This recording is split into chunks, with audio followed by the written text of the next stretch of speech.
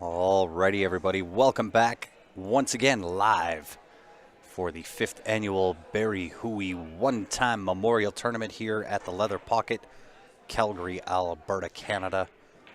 It is your B final coming your way. Ben Francis, Joe Spence getting set to do battle. Promises to be a bit of a barn burner. Get the popcorn candy ready to go. We're in for a treat. And of course, if you are just tuning in, smash that share button. Let's rock.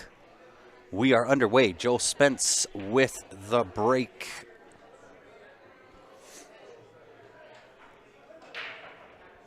Hammer of a break.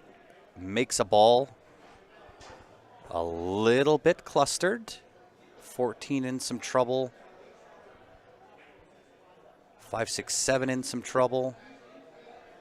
Looking like he's starting with a 4-3 combination.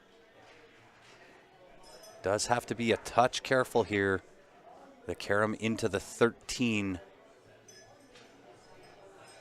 could cause some issues.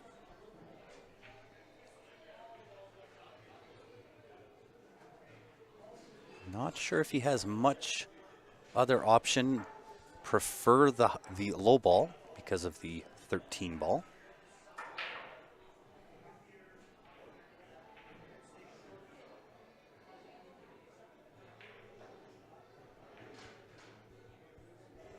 Needs that 13 to slow up.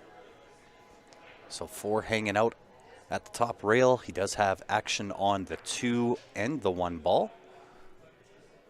I believe the 5 does slip past the 9 into the top left-hand corner.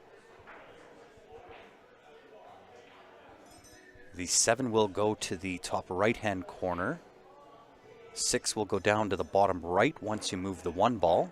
So perhaps 2, 1, 5, 7, 6, 4, 8 would be the potential pattern. Chantal, indeed, it has come down to 3 members of Barry Hooey's team. The 1-2-3 finish, inevitable.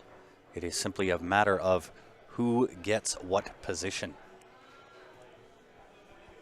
And I can tell you, Joe Spence wants his name on that trophy.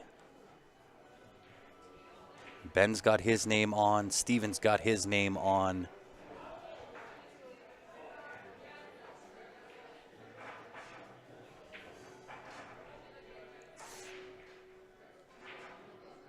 One to the 5. 5 slips. Play position if you can for the 7. You can either, depending on the angle, play the 7 next into the top right-hand corner. You might even be able to nudge the 6 out of there. That is getting a little bit flirtatious. Ideally, you'd want to have the cue ball right underneath that 14. Nice shot. It's a little straight, though.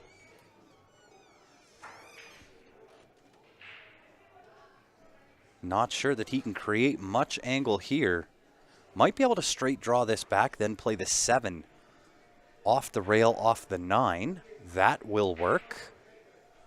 Straight draw back, right-hand spin on the cue ball. Check the right side rail, creating some angle that you're going to need to play the 7 off the rail, off the 9. We'll see how he handles it. Looks like he's going forward, so he must have a little bit of angle.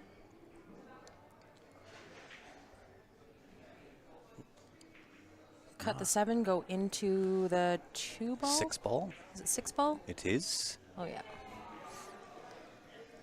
And maybe he's looking to play the 6 now off the 9. The 9's sitting a little bit high in that pocket to be able to pull that off, in my opinion. I think he doesn't have much of a choice here but to play into the 6. Nice little controlled shot, though. He's asking a lot on rack number 1. 8 ball It is on the B side. 8 ball on the 7 foots, race to 6. Yeah, overhit that. That's what I was afraid of. So a one hopper over the 13-6 ball into the bottom left-hand corner, I think would be the plan. Optionally, one rail kick, 2 into the side pocket. But I think he's got to check that. If he plays the kick, I think he's got to check some right-hand spin on the cue ball. It's got too much angle coming out. 9 ball, Oh, race to says- 9 on the on the scoreboard. Nope. Nope, we're right. It is 9 ball, race to 9 on the A side. 8 ball on the 7 foots, race to 6 on the B side. So in this pool hall, there are 8 9-foots and 8 7-foots. The nice thing about this format is that it keeps the tournament flowing. Not a whole lot of wait time in between your matches. Unless you are referring to the post. Look at this shot. What a great shot. Look at this shot. Joe Spence coming with it. Perfect shape on the 4. It was a nice shot. I won't say perfect. It's a little bit. I mean, he's going to take it. He could have been a lot worse. Oh, for sure. He's going to take it no matter what. But position to the 8 is really tricky given where the 10 sits right now. Without the 10, it's okay shape because I believe the 8 passes between the 14-9 into that top left-hand corner. But it is, it's a little bit rough given where that 10 ball is. Tricky getting onto the Or the 8, 14, but I don't sorry. think that he could have landed much better on this 4 ball. Oh yeah, well listen, He's got angle to get down to that end. He could have been straight. That I don't know. Oh, off the point. Oh no, just a little short. Is the one hopper there? Might have to dart this over top the 12 ball to make the 8. Does he have enough where he can maybe bank it? I don't know if he can see any of that 8 ball. He might have to kick at this. Well, he's made one kick already. He's looking to see if he can throw it in. Well, I think he's looking to see if he can even hit it for the bank. The 9 ball sitting there makes it a really big pocket on the bank shot. But Joe knows the importance of not letting Ben run away with this. Do the old Hooey kick in, David says. This is almost the exact same kick that Hooey had. That is true. Yeah. Now the 14 and 9, I don't think we're there, if my memory is correct. This is going back, God, Years. 5 years, Pre-COVID. 6 years. Yeah. Like years before pre-COVID, right? Yeah.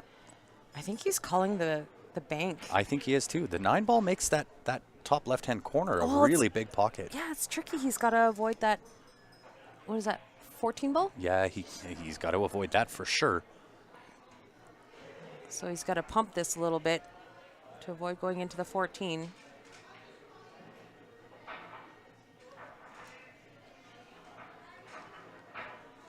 Well, and he's yeah, this is tricky because that 14, you are 100% correct. He's got to hit that full. If he glances off the left side of the 4, the cue ball has a chance of scratching behind the 9. Blockers all over the place. Nope, foul first. Smacks the 12 ball.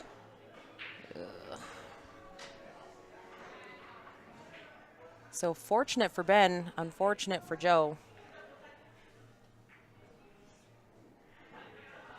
Definitely did not want his teammate, Ben, to see this table. He knows exactly what Ben is capable of. Yeah, I would agree. And I think Ben's going to waste no time at this table. Everything goes, everything's open. Pretty standard tic-tac-toe out for Ben here. I wonder if he would have been perhaps more beneficial to try the jump cut to bank that. I don't know. It was a pretty Right, tight if jump. it was that close, where he potentially could maybe see exactly where he needed, you know, maybe seeing a millimeter of the ball too much or too much of that ball. It's not terrible to jump that ball.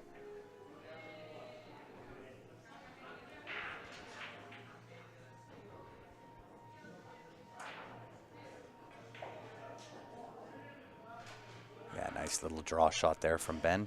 Yeah. Gets on the right angle that he needs to slide on over for the 8. Ooh, wiped his feet. Ben Francis drawing first blood in the B final.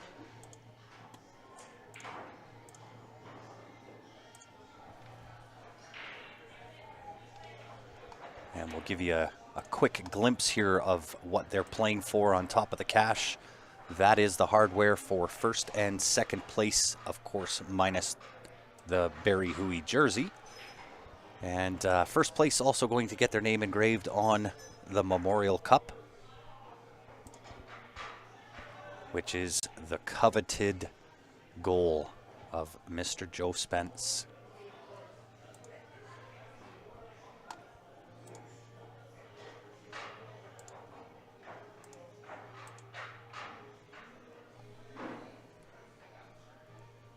Some nice looking hardware. It is. I was just looking at that, the past winners of that cup. So Steven's actually got his name on there twice. He does. Ben's got his name on there as a champion. Yeah. Russ Whittle. John Paypompe's got a runner-up. Joe Spence has also got a runner-up.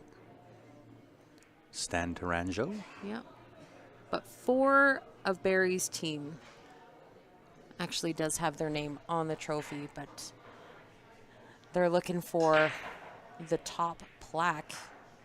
So the one thing I've noticed with Ben, he's... Oh, he did get the last ball rolling.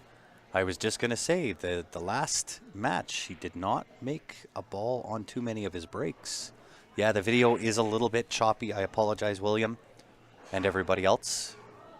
It is this camera. It's because of the distance that this camera is away from us in order to capture the table. So we'll look at a different chord, see if we can get rid of that lag.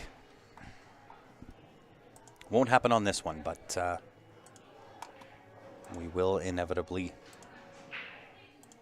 get a different chord so that we can get rid of that chop. So when we go back to the for the finals, it'll be back on the 9-foot, and that one will be crisp and clean.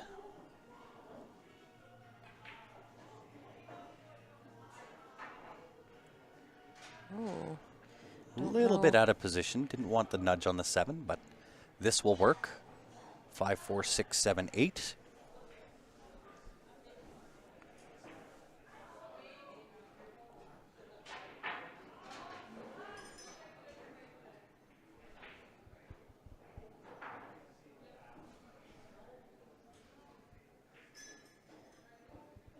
Uh-oh, look out. Doesn't want to snuggle under the 8. He's okay from there. He just wanted to be straight on. Yeah.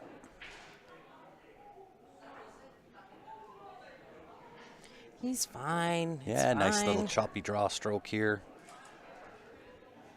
Firing him in. No issue, says he. Ben's feeling good. He sure is. Firing him in. A 2-0 lead. This is exactly what Joe did not want to have happen. Important game for Joe on this next rack. I would say almost a must-win. Ben is hitting the ball extremely well. You can tell when Ben's in rhythm. He just sprints around the table, takes very little time, gets down and fires them in. And once again, guys, if you are just tuning in, help us out. Give that share button some love. It is the B final for the 5th annual Barry Hooey one-time memorial here at the Leather Pocket. Steph and I would greatly appreciate it.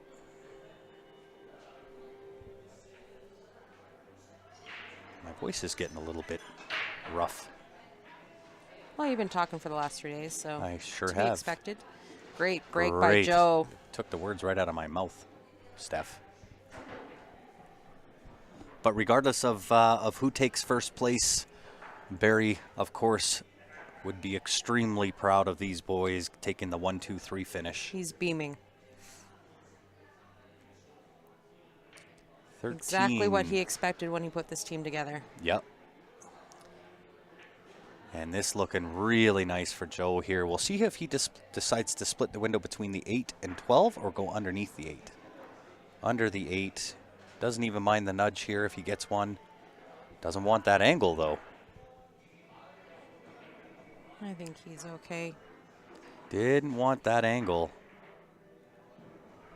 So a couple of options. Slow roll this in. He can then take either the 9. He could take the 13 and just kind of punch, move the 14 a bit. That sets him onto the 9 ball. We'll see how he feels. Tiff, the winner, is going to play Steven. Steven's in the hot seat. Steven defeated Joe 9-7, I believe it was. 9-6, 9-7. Something in those lines.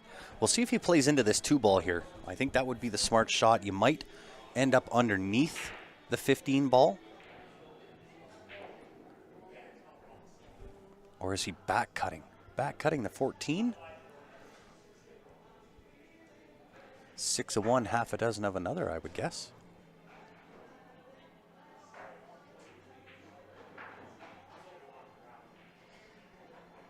This is what I do like about this format, Joe, having to change gears coming off the 9-foot onto the 7-foot, changing strategy, different game, going from 9 ball to 8 ball.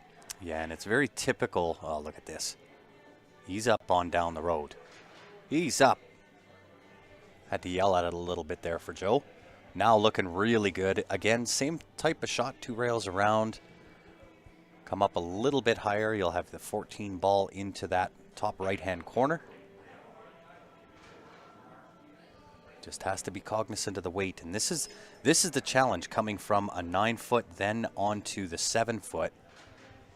And typically why you will see when a player comes from the 9 to the 7 in this position, they have a little bit of a rougher start, just trying to acclimate again to the speed required. Mm-hmm.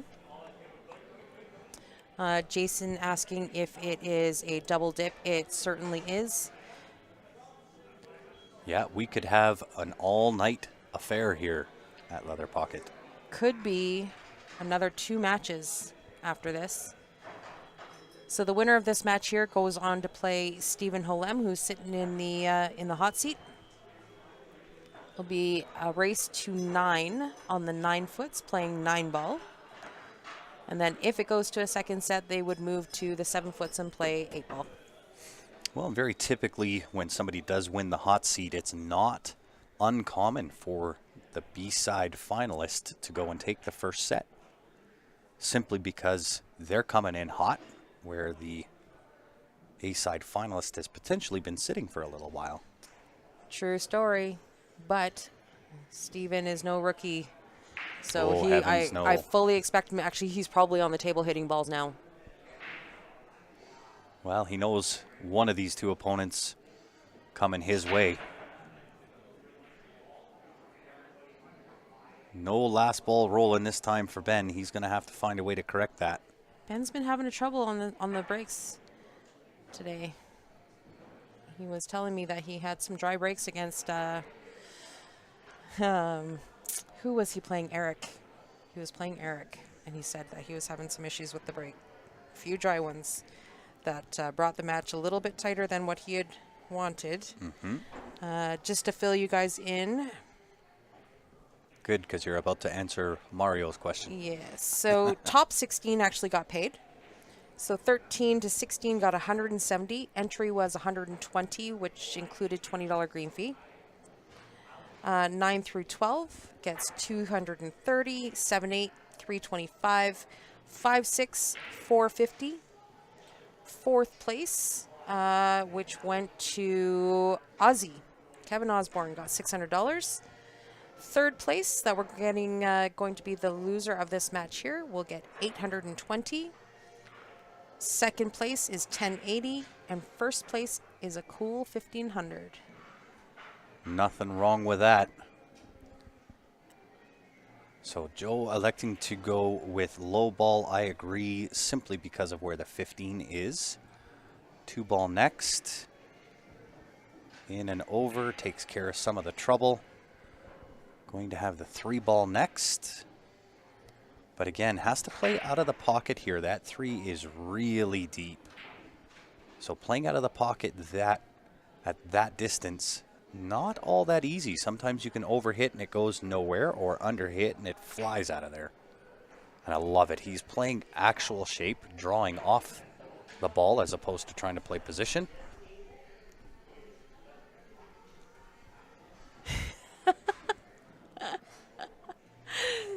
So Rick's showing me all this money. I'm like, I don't understand what's happening. So when Rick and I were talking out here, they came by selling the tickets for the 10 ball pot.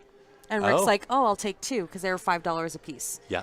But it was 5 tickets for 20. And I said, "Rick, you put in your $10, I'll put in $10, and we'll just go halfers on the pot."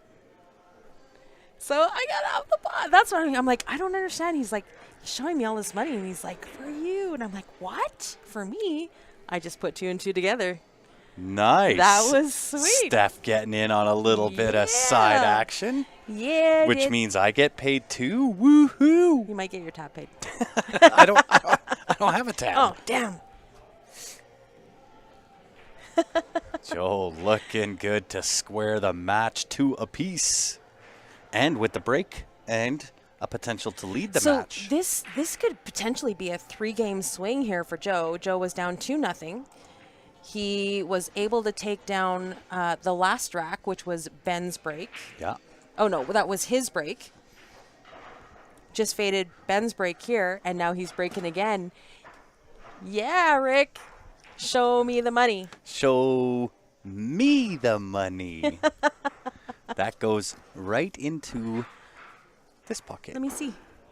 See? You see with your eyes, not your hands. I don't even know. I don't even know how much the pot was. I got to go talk to him. I have no idea.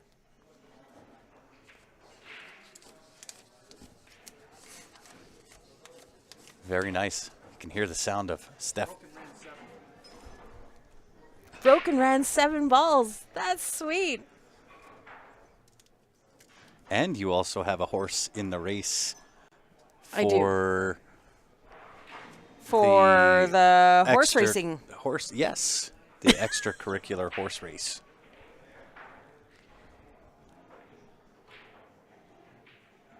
But we're in deep on that one. We are in because the other horses turned out to be duds. Yeah. Didn't make it through. Did not make it through. But that's okay. Let's see what Ben Francis can do with this table. 9-2-7, looking a little bit rough. Table's a little tricky. Oh, did he get the perfect angle? Not quite. Not quite. I don't think. He might be able to clip the 7. Ooh. Oh, wow. Triple punished. 9 ball still in trouble here for Joe, however. I don't think he might be able to snipe that right now with ball in hand, potentially. He's going to have to put some throw juice on it in order to take the 9 ball out of the equation. Which I think he's going right at right now. Ball in hand. A little bit of right hand spin on the cue ball will throw that 9 ball into the top left-hand corner.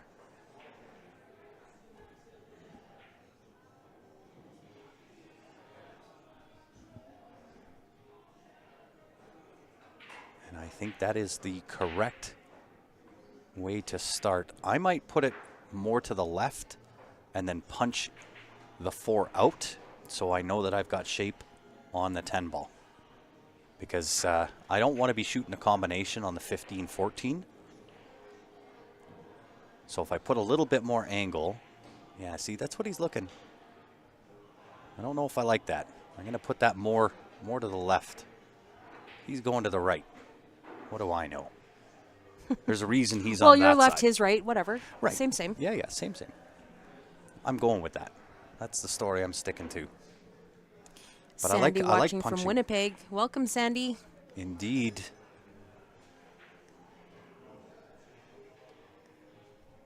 I like punching into that, right? Put the cue ball a little bit more to the left. So you're cutting the 9 ball in. Punch the 4 out of the way and I love put it yourself when in guys, on the 10. when guys are just like, walk around. Yeah. There's a scorecard out. Oh, yeah, using the bank machine. Yeah, nope, no problem. Just standing there watching. And he's looking at us going, oh, shit, there's like, there's streaming stuff and there's commentating. And Yeah. I'll just, stand in the way.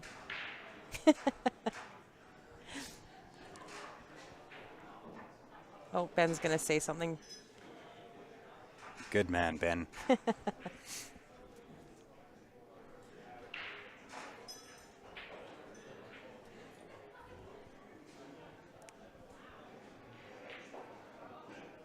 Okay. That works. Even less work? Time saver shot. Right. So cut the 10 ball in back and forth. You'll have the 13 next. Potentially. It is a little bit tricky with the 15-14.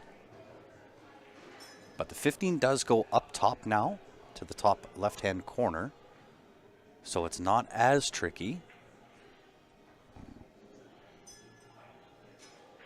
Thank you, Rhonda. Much appreciated.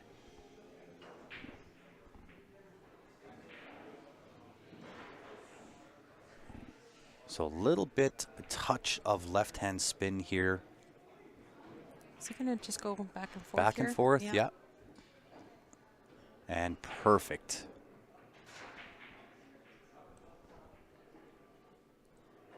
Now, decisions. Float the 13 in again, a touch of left. Straight out of that onto either the 11, or if you really load up, you can get onto the combination. I would think he's just playing straight out. Whoa, easy now. That will work. 11 into the side pocket. But again, might be able to straight draw off that 11 because he does want to be straight on the 14 just so he can play the 15 into the top left-hand corner.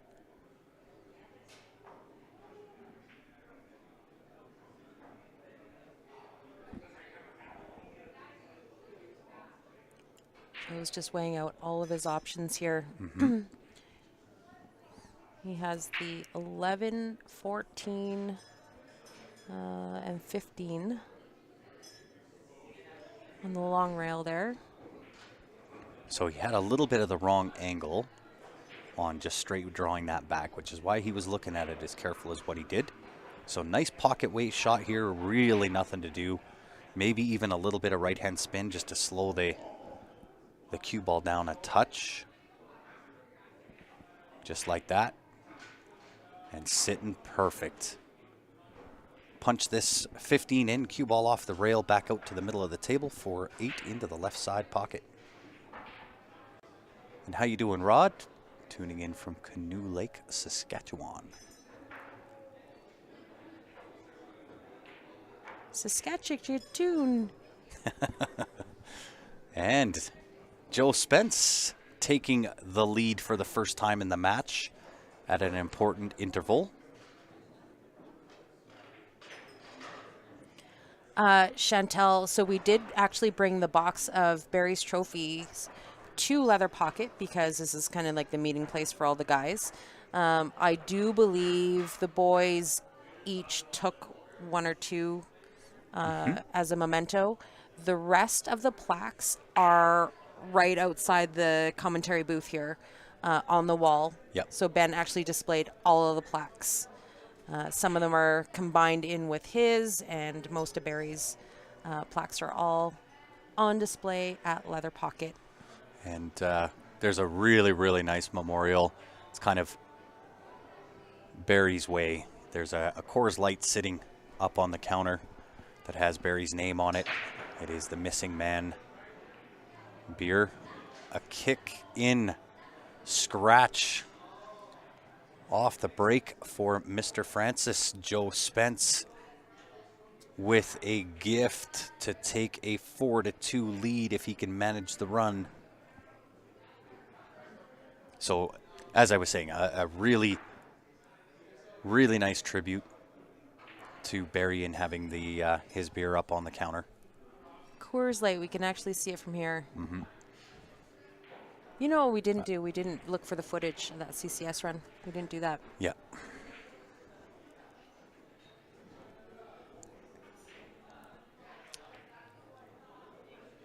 But Barry's one-time Flames jersey is on the table with Full display. with the trophies, the Hooey Memorial trophies. That is on display throughout the rest of the year here if it doesn't travel with the guys. The guys take it to every team event that they go and play in. Mm-hmm. But the jersey is there, and Barry's beer is sitting on the counter. Lots of great stories to be heard around the room this weekend. So. Yeah, we were going through the CCS Niagara Falls. I get chills when I think about it on that event. And I talked about yesterday my personal favorite Barry moment. Well, one being the hockey game, of course. We were able to sit on the glass. That 9-ball almost didn't drop. I was just held my breath there for a second. Joe, you just gave Steph heart palpitations. Yeah, so sitting at the hockey game on the glass with Barry, that was another one of my favorite personal moments. But also when we raised money to cut off his rat tail at Christie's fundraiser. That's another personal favorite moment of mine with Barry. Yeah. I've got a couple. Mine was CCS on the infamous kick of the 8-ball. I think that's probably everyone's favorite moment. Being the commentator on that, and that was probably one of my most special moments with Barry. But I've got a few. Some I'm keeping to myself. But I sure miss him. I miss his energy around the room. The room was never dull with Barry in it. No, not a dull moment in the house. We do have the footage. I just got to go back in time. There's probably 10,000 different streams that have come after that, but I will find that footage. I don't know if Chantel actually knows the story. Well, I'm sure she knows the story. I don't know that she's ever seen the footage, though. And look at Joe Spence go to take a 4-2 lead. Table wide open. It's really the position from the 10 to the 8 here, which is au naturel. Well, maybe not quite natural. I think he's got a little too much angle here. He might have to go on top of that 8 and shoot it in the side if he can't get to the left of it.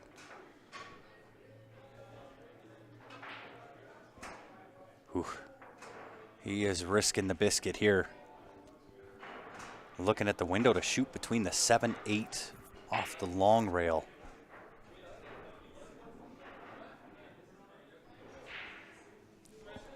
Yeah, he's got a lot of angle. A lot more than what it looks like on the camera. I'm looking almost down the barrel of what he's shooting at.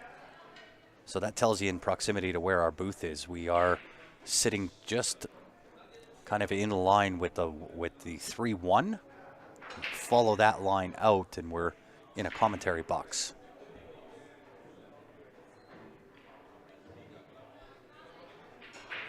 Tried for years, yeah, for sure. I will find that footage for you. Because to me, that was one of my most special moments. Not only as a Barry moment, but for me as a commentator.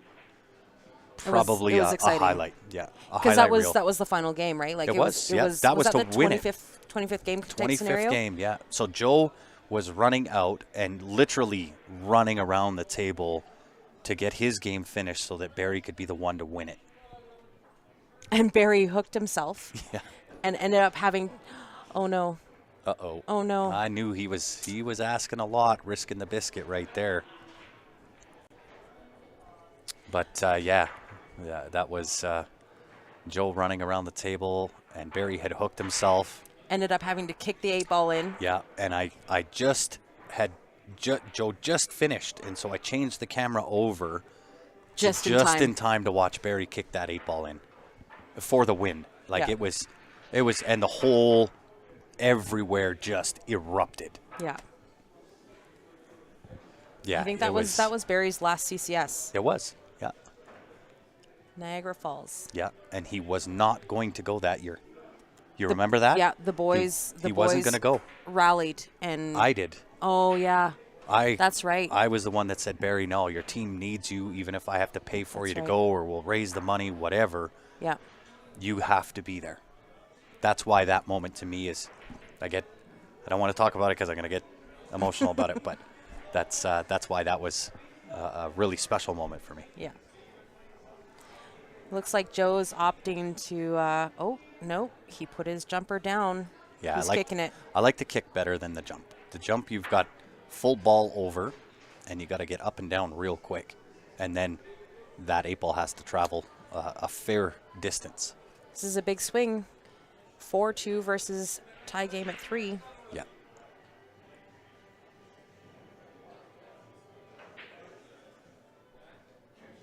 He's kicked one already, and let's see him.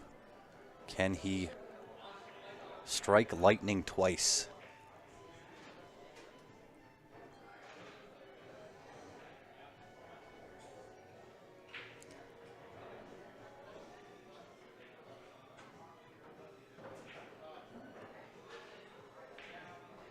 Yeah, I can't remember if I paid for it or we raised the money. Chantal, I can't remember. To me that was just secondary. I just knew that Barry needed to be there. Yeah, he was at that point. He wasn't feeling great. Look at this! Oh my gosh! Oh my God! Wow! Almost struck lightning in a bottle twice. Wow! Sorry for yelling. Wow!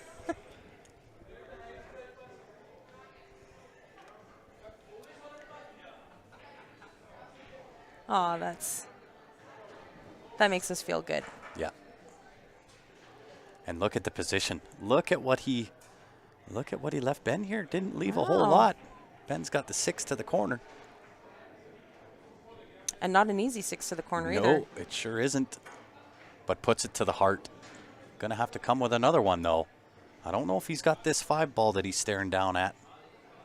He might have to try to cut this 4-ball. There's nowhere to hide here. Maybe off the 2, but I don't think he can see enough of the 2. And do you really want to leave Joe that kick shot with the 8 being that close to the pocket? Yeah, I don't know. Like if Ben doesn't like this shot, I mean, he does have a couple of good safeties that he can use here, but Joe has been kicking well. Joe's been kicking like a mule. Oh, spears it.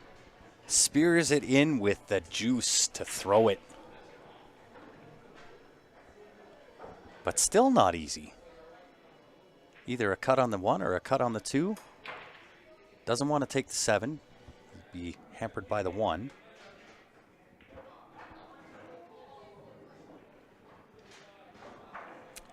This was a chance to steal the break. Steal this rack from Ben. Ben's dry break.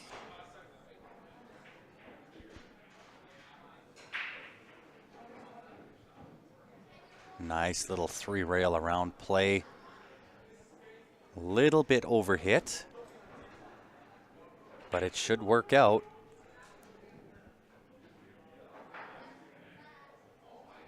I kind of like the back cut on the 3 rails around.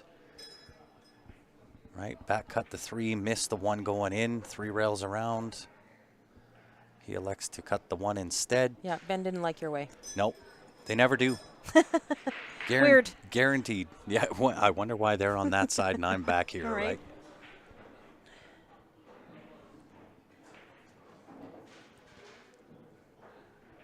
Nice shot.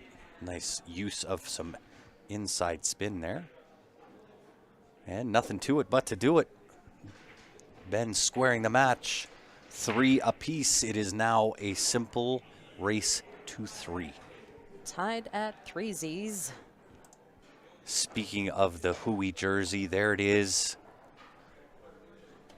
You'll see that anytime that the guys go out on the road as a team, for example, VNEA Vegas, you'll see them tote the jersey around, and whoever it is that makes the final ball to win the match, they throw the jersey on in memory of the ultimate team captain, Captain Calgary, Mr. Barry Hooey. And, of course, to the left and right of the big cup, that is the hardware for this year. Oh, it looks like they're going on break. They are going on break. And then, of course, the winner getting their name on the Memorial Cup, a coveted prize for the members of Barry's team.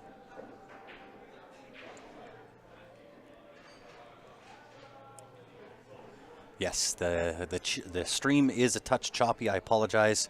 It is due to the camera distance that we have to have the camera away from us.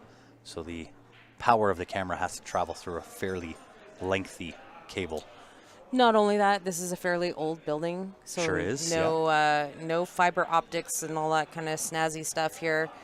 So the internet it could be better. However, due to the age of the building, it is not. Yeah. So I do apologize for the lag in the stream, everybody. When we do the finals match and we go back to the 9-foot, that one is not choppy. It's a little bit of a shorter cable. So unfortunately, with these style of cameras, if you run the cord a little bit too far, the signal strength just doesn't have enough to push through long cords. So we are definitely at the max of where we can be with this cord. a victim of aging technology. It is true.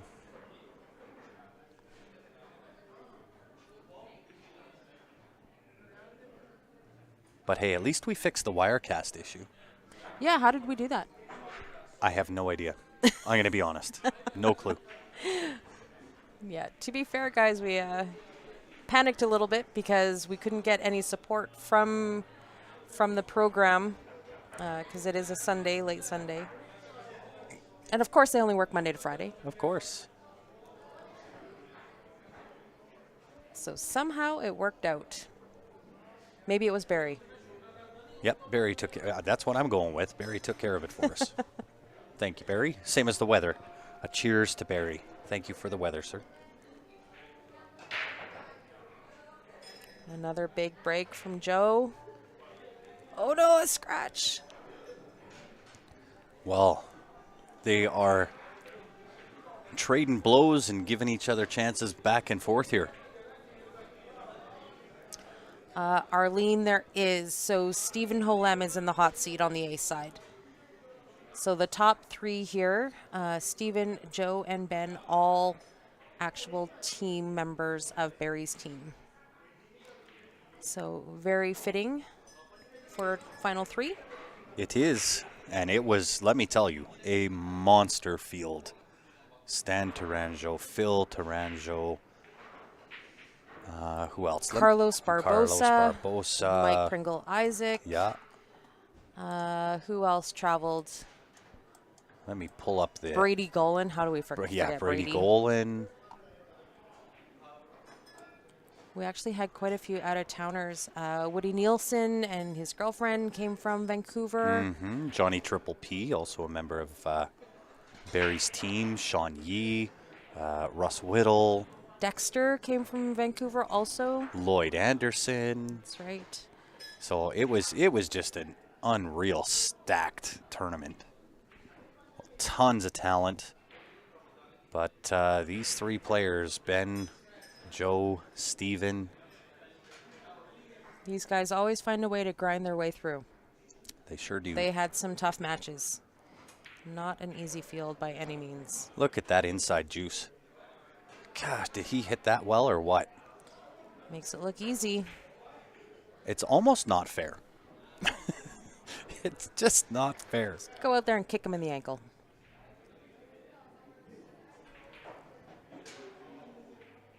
But you know what? They put the time in. So give them credit where it's due.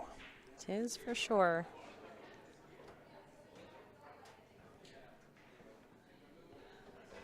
Ben looking really, really good. Love the fact that he gave himself a lot of angle on this 5 to avoid the 14. 2 rails coming out just about where he's at right now.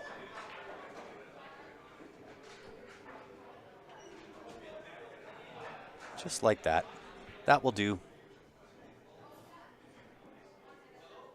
Warren asking if Woody played with his jump cue again. No, he came with good equipment this time. Ben Francis regaining the lead.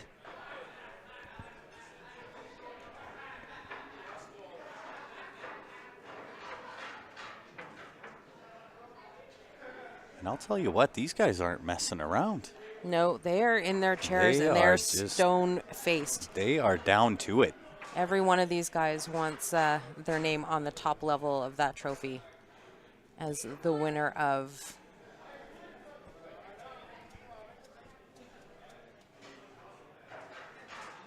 I didn't actually see Ben and Joe's name is on the trophy, but I think they're both runner-ups. Nope. Ben's got 1 win. Steven's got 2 wins. Russ Whittle has 1 win. That's the first 4. I'll show you. So first-year champion was Stephen Holem. Second-year champion Russ Whittle. Third-year Ben Francis. Last year, Stephen Holem. Yeah, so Joe's only had a runner-up finish. Yeah, wants his name on that first-place position.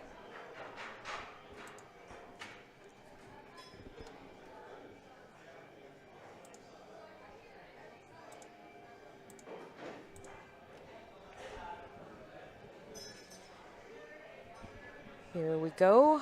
Rack number 8. Ben to lead with the break. We'll see if he can correct the issue he's been having. See if we can get a ball on the break here. Came up dry last time.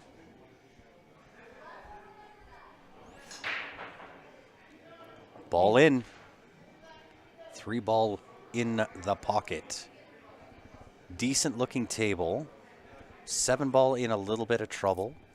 14-1. Sorry, 12-1. Can he take it now? Yes, he can. That 7 ball is no longer a problem if he takes it now, but then that 5 ball. The 5 becomes ends, the problem. Yeah. But if he can spin that 7 ball in, play tops off the end rail, he's on to the 5 ball. Take 5 it down ball to the goes. bottom right. Yep.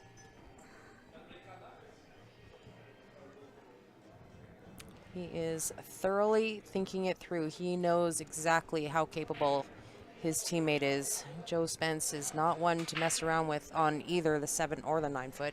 Yep. Well, and Ben going to venture out onto the circuit this year. He is booked to go to the Derby City Classic this year. It'd be nice to see Ben on the road. He's always aspired to, but somehow life always got in the way. Always had work he couldn't take off or whatever this year. How's that for some Looks like position? he can make it happen. That was perfect. Does he play the short side of 6 to go 6 to the left-hand side pocket?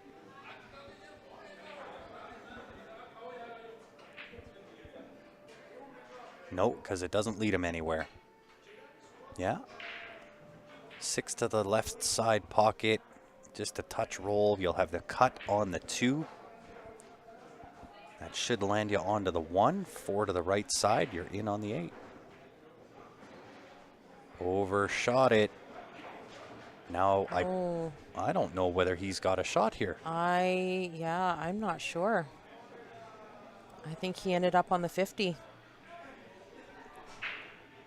Does he have the 2 ball? He may be able to throw this 6 ball in. I don't know about that. I'm kind of in line with the 11-6, and he can see the edge of the 6 ball. I just don't know if he can see. I think that cuts over too half. much. Is he playing it off the 2? No.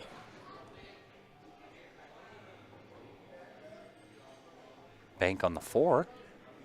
That's open.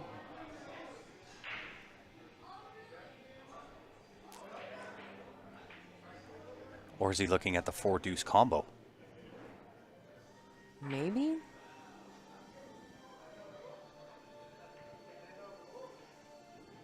4-2 combo off the horn. But good news, ties bad up, news. Yeah, or bad news, good news. Ties up the 12-1.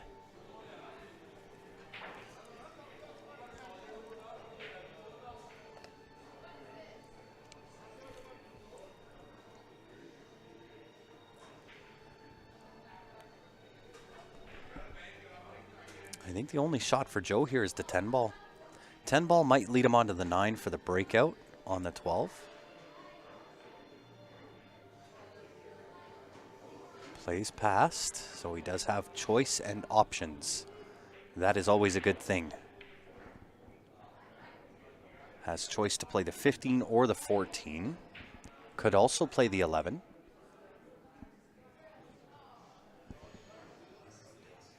Don't know if playing the 11 makes sense, though. You're sending the cue ball into a tougher spot.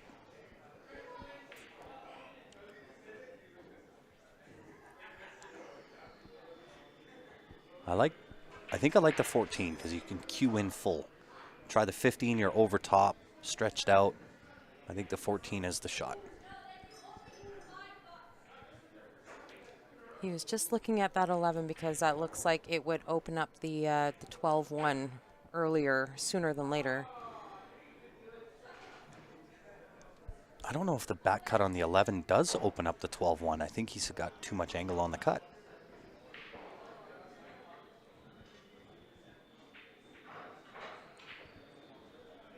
He's going to opt to wait.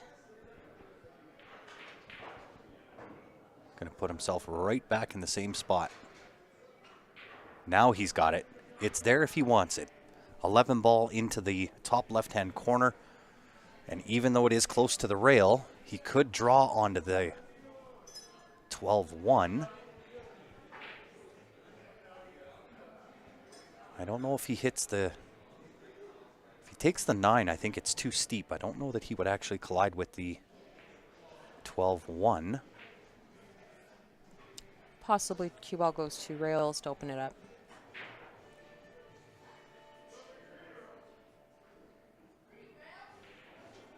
He is looking at it.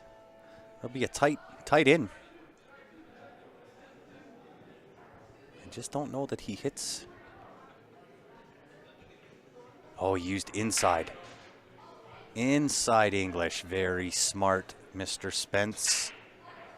I would suspect out from here. Still has to play good position. I mean, that 12 ball does go to the side pocket. It does. It'll even play off the 2. I don't know if it goes by the 1 ball in the bottom left. I would have to say probably not. So he does have, this is not tic-tac-toe. He's still got to play good position. But it is there. But the good news is that he's still at the table. Still at the table and everything has a home. So at this point, it's really finding the correct path and the correct map to get there. 13 slide over, split the window between the 6-8. Nope, draws into it right now. That was a nice shot. That was a perfect shot. 11 and the 15 ball are wide open. You can pretty much get those from anywhere. He just wanted to make sure that he got on this 12 ball. Take it out of play sooner than later. It's always a really crappy place to be when you're scrambling to get on that last ball. You know, you're running out of soldiers to get there. I think he wants to play it straight. Yeah, perfect. Didn't want to go off the 2 ball there because the 2 can then go off the rail and tie up the 15 if he put any pace on it.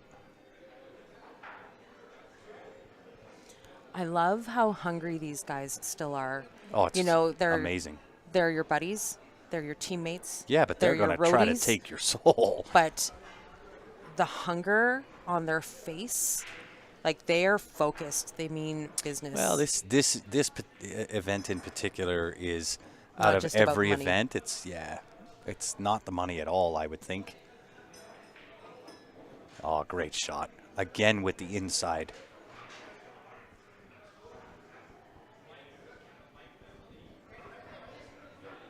This is how you find your way through a rack right here. 2 rails around, 8 ball, same pocket. I would think.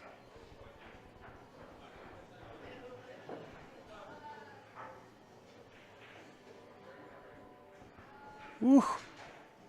By the skinny. Oh, he leaves himself right on the rail. No problem, says he. Looking to square the match. 4 apiece. It is now a race to 2. Neck and neck. I will be right back if that's okay. Sure.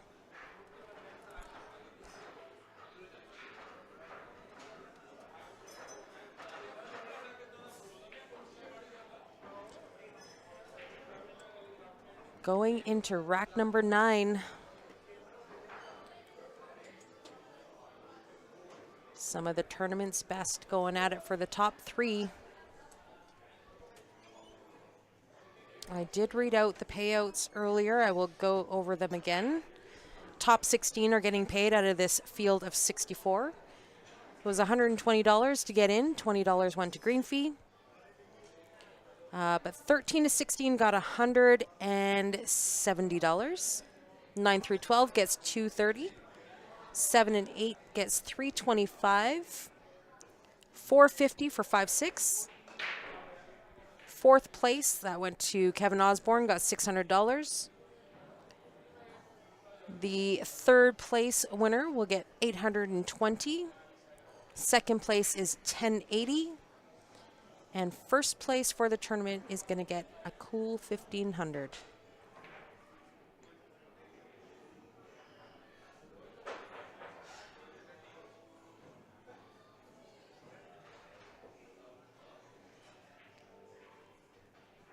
So the tides may be turning on the breaks here.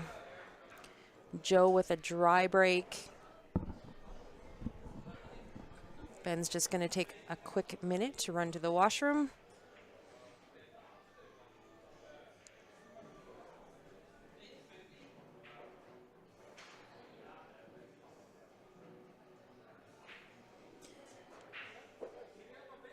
Kenneth says, this is what high-level pool looks like, and you are not wrong, sir. These guys make it look very easy. That last rack probably took a little bit longer, but that was just Joe making sure that was a tough out. But these guys play at a very good speed. You can tell, I mean, I've watched these guys play thousands of racks. And when they have that pace, you can tell they're feeling good. They're feeling the table. They've got their speed down. The arm is loose. These guys waste no time. And these top 3 here between Ben, Joe, and Steven, they've got a great pace to their game.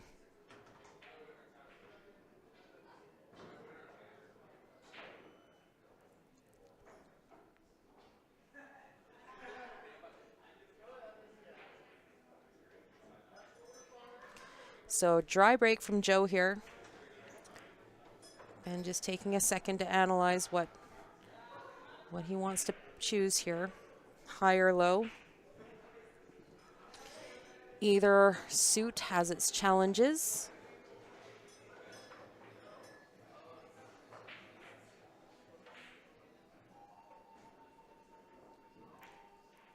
He is going to let Joe choose.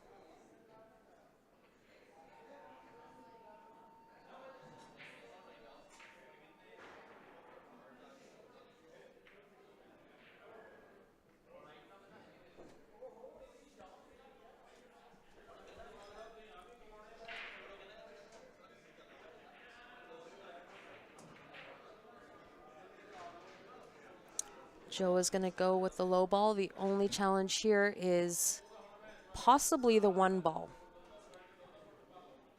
But if he can open that up with the 4-3, I like his chances. Missed it the first time by. Oh, no.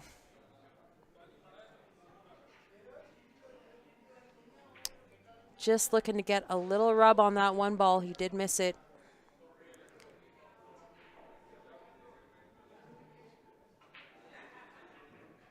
Scratched right into the side. Could tell he was feeling good there, too. He was confident. Just miscalculated the rub on the one. So it is a ball in hand for Ben. Another chance to get one up on his teammate, Joe Spence. Ben looking to pick off this 9 ball. That was his first look. Now he's looking at the 11-15, this little cluster on the bottom end of the table, how he's going to get on that. Best case scenario.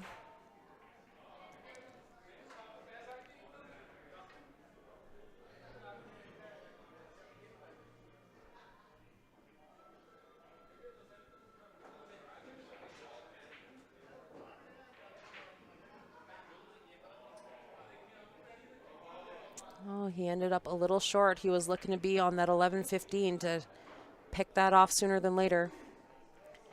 A little short on the shape.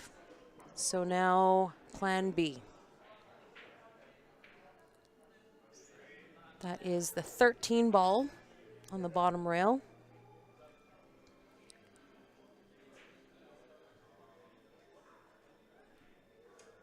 I'm not sure. Oh, the 14 ball must pass the 2. Oh, we just played a little bit of a safety. Didn't look like it passed, but thought maybe it was just my angle.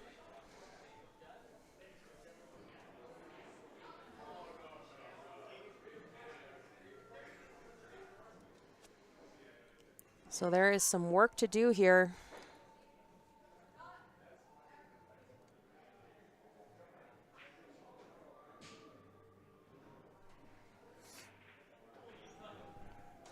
That was definitely a tight pocket. Was. It did go, but Did it? it did, but it was tight. And of course, you catch any of that ball, any of the 14, and it's not going. So Joe's in a tough position here. That is his 2 ball tied up by the 14 in the bottom left. Doesn't have a whole lot of soldiers on this end to open it up. And there's lots of traffic. So we'll see how he works this out here.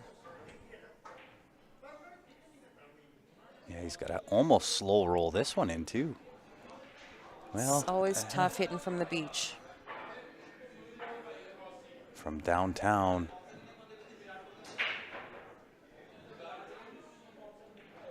Yeah, nice shot. But his arm is so straight. I could never do those. I got the chicken wing. So there's a couple of ways I think he could get to this 2 ball.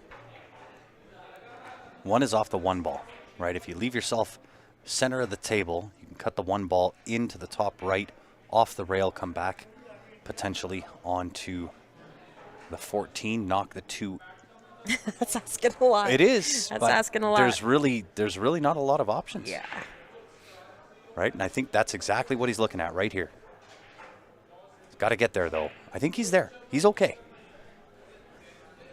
He was hoping to get there off the 5, but I think the 8's in the way. So I think this is his best option right now. Right? Take the 1 ball, cut it into the top right. A lot of right-hand spin. And if you get, excuse me, if you get in and pocket the 14, the 2 ball, I believe, will pass the 13 ball into the bottom right-hand corner. I think there's a couple of options. I mean, he can try what you said, take the 1 ball into the top right and draw, zigzag draw, the cue ball back towards the 2. He could actually also cut the 5 ball now. He's looking at playing into the 8. With a little Hail Mary You know what I mean? Yeah. Because there's some traffic in there. You gotta cross your fingers for some good things to happen. Yep. Jenman saying bank the 2 ball, which is also a possibility, but that 2 ball is literally 3/4 of an inch off the rail. Yeah. So now, now he's in tough.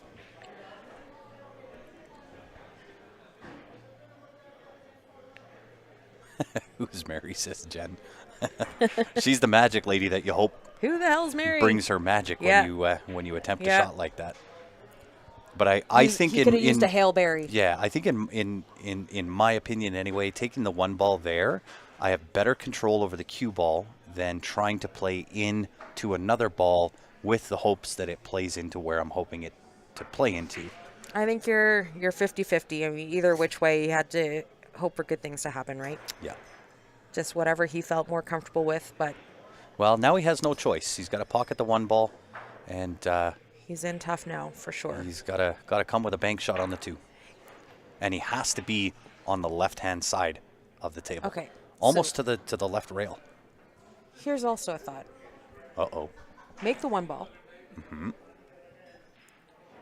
And then go for play a safety. Chip off the 2, make the 14. Try to hide the cue ball with the 2 and the 8 ball.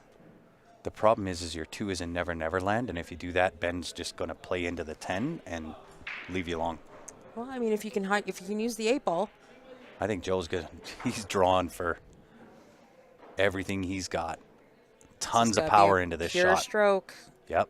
Tons of power in this one. Just like this. Look at What a shot. What a shot. now the 2 ball is off the rail potentially enough for the bank. There's probably a good 2-inch gap there now. Wow. What a great stroke that was. Yeah, and he actually has to overcut the bank and use spin To straighten it out. to straighten it out. Otherwise, you're just double hitting. That will also slow up the cue ball to hold for the 8. Oh, and he's way stretched. So you can see he's playing to the right side of the cue ball, which is the right spin, to overhit the bank shot. Make the 2, hold for the 8.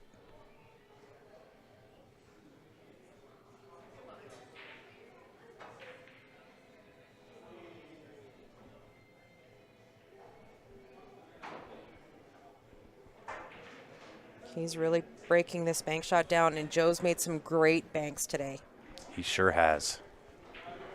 The positive side is he's left himself a shot.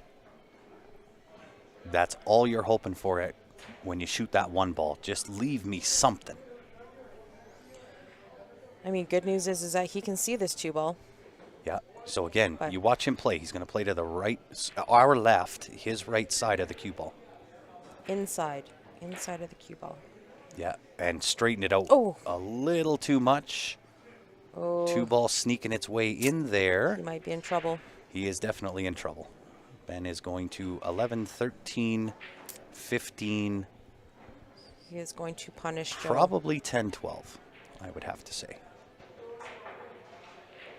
Oh my goodness. He doesn't want it. He doesn't want it. That is an inside joke That is an inside joke. probably only Steph and I understand at this point. Well, there's a few out there that understand it. So backstory is we were at a tournament. One of the players had a ball in hand in like the end round of the end of a tournament. So this was like for cash. And one of the players had ball in hand and he missed the ball. And There is no way he's looking at back cutting this too. Is he really? And the player from the opposing team was really sick. He just jumped up from the sidelines. He doesn't want it. He doesn't want it. There will be a few. You had to have been there for that. There will That be a was few that funny. understand that story, but Yeah. it's still pretty hilarious in my books. Anyways. Ooh, Ben got fortunate here, Didn't leave an easy out for Joe. No easy finish here, that's for sure. And also the risk is if he does get the right cut on the 2, cue ball's headed towards the 11, and with the spin, does have the potential to follow the 11 and scratch. Anything is possible. Highly unlikely, but anything is possible. Just like this. Oh, I hate it when you're right. I know. You're so disgusting. I just want to punch you in the face. Ugh. Gross. Sorry. That was an educated guess. Ugh. That's from years of sitting behind this stage. You're gross. Wow.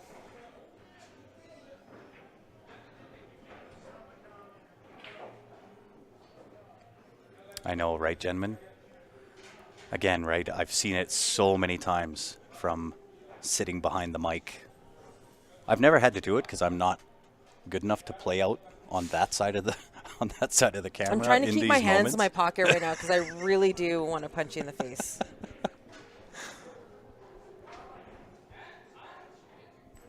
Every once in a while, there's a glimmer of sunshine in between the two ears. Hey, there's a saying, a squirrel and a nut. Every now and again I get a nut. You are definitely a nut. But I'm a funny nut. Ben Francis to the hill. What a battle this has been. Gross. That was gross. Who would have thought that Ben was going to miss that shot? Not I. And then who would have thought that Joe kicked that 2 so perfect to follow it in. Wow. Yeah. I feel like I need to go for a walk. Sorry, I did that to you. Can you feel the love tonight? Right. That's the real song that we need to play right now. My life has been threatened. You can take that to the bank. 'Tis true. Well, we'll see if Ben can come up with another ball on the break. He's about a 50-50 right now. Well, it kind of seems like the tides have turned as far as the breaks are concerned. You know, Ben's starting to make balls on the break, and Joe's been ending up a little dry. Yeah. So. Well, let's see if we can get this to Hill. Ben having a little bit of a tougher time here on the rack, trying to get him snuggled up tight. But again, guys, if you're just tuning in, help us out. Give that share button some love. These guys fully deserve it. Talk about an entertaining Sunday evening. For sure. And it ain't over yet. We still have the final to come. Potential 2 more matches coming up. It is a true double dip. Double elimination, so it could potentially be a set on the 9-foots, playing 9-ball. And then, if the B-side winner comes out victorious, we'll go to the 7-foots for another set.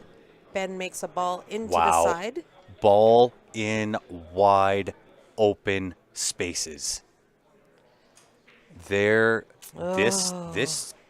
has everything. Game, set, match. And Joe is sitting in his chair. His lips are a little pursed. He knows that this does not look good for him. Nope. This is it. 12, 14 potential. 10 ball first, maybe? Yeah. 9 ball, 12, 14, 15, 8. Game, set, match. Ben Francis to advance.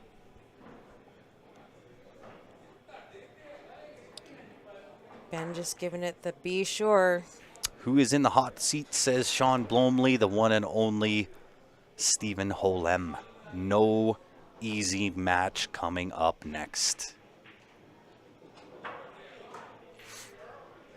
Ben Francis licking his chops, looking to close escrow. Ben did say that he is hungry for the title, especially because it's Steven.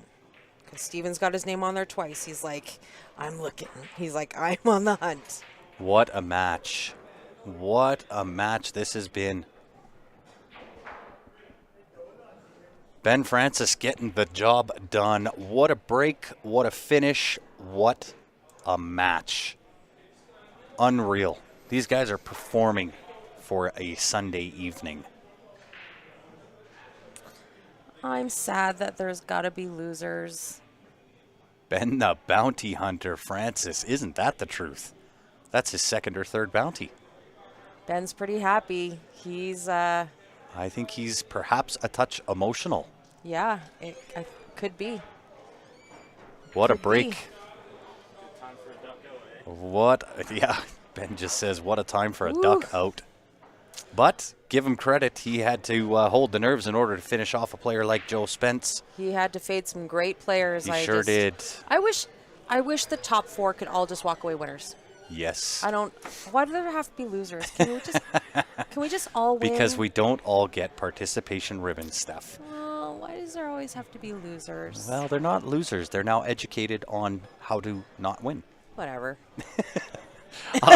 All right, guys. With that being said, we will shut down. We'll get everything set for your finals. It is coming up next.